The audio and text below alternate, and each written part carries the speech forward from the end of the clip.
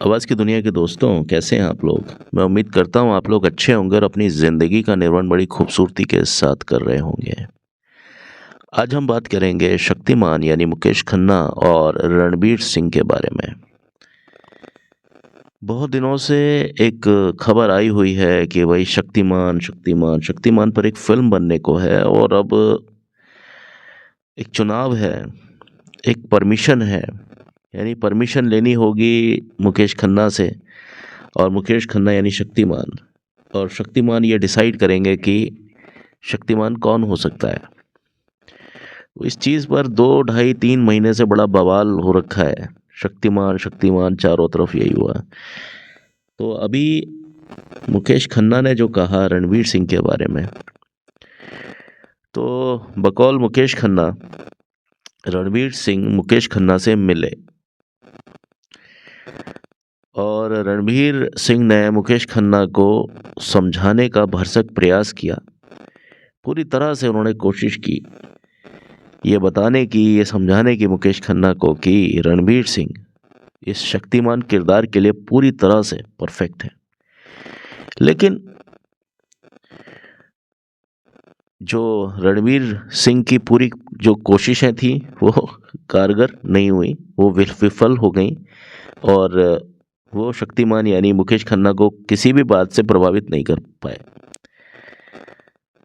हालांकि रणवीर सिंह ने बहुत कोशिशें की और उस पर कई जगह पर मुकेश खन्ना हिचकिचाए भी।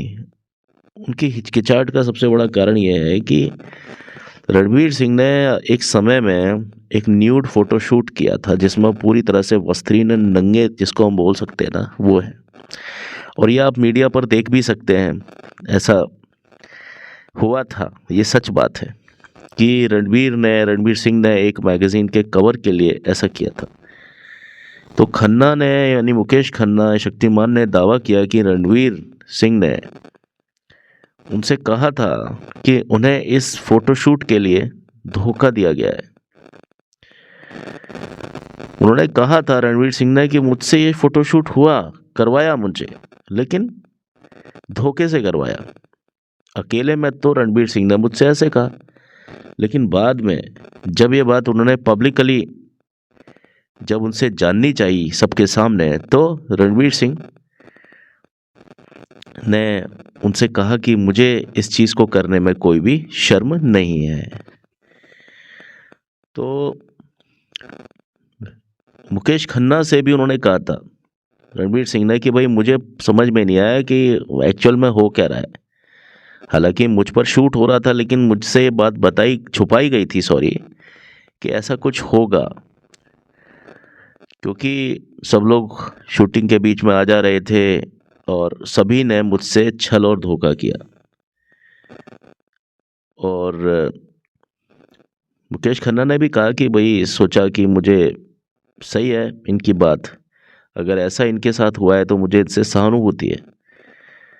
लेकिन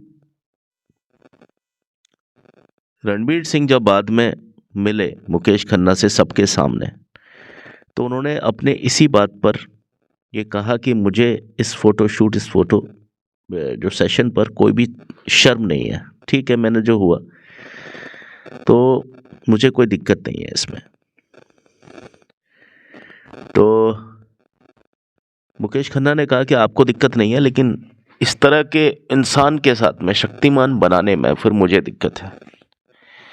तो इधर शक्तिमान का यानी मुकेश खन्ना का पॉइंट भी अपनी जगह सही है कि एक जगह पर जहां रणवीर सिंह मुकेश खन्ना से मिलते हैं और कहते हैं कि हाँ ठीक है, वो जो फोटो सेशन हुआ था, जो फोटो शूट हुआ था, मैं जहां न्यूड था, मैं बिल्कुल नंगा था, वो मेरे साथ में धोखा किया गया था, मान लिया। लेकिन इस धोखे वाली बात को फिर आप पब्लिकली भी तो बोल सकते हो पूछे जाने पर। लेकिन जब मुकेश खन्ना के साथ में रणवीर सिंह कुछ और बात बोलते हैं कि साहब मैं धोखे में रखा था, मुझे ऐसा किया था, वैसा किया था, लेकिन जब रणवीर सिंह से जब यही प्रश्न जब पब्लिक के सामने पूछा जाता है या रणवीर सिंह को बोलने का मौका दिया जाता है इस शूट पर, तो रणवीर सिंह ने एकदम उल्टी बात कही कि भाई मुझे कोई भी शर्म नहीं आई इस चीज़ को करने में और ये मैंने अपनी मर्जी से किया।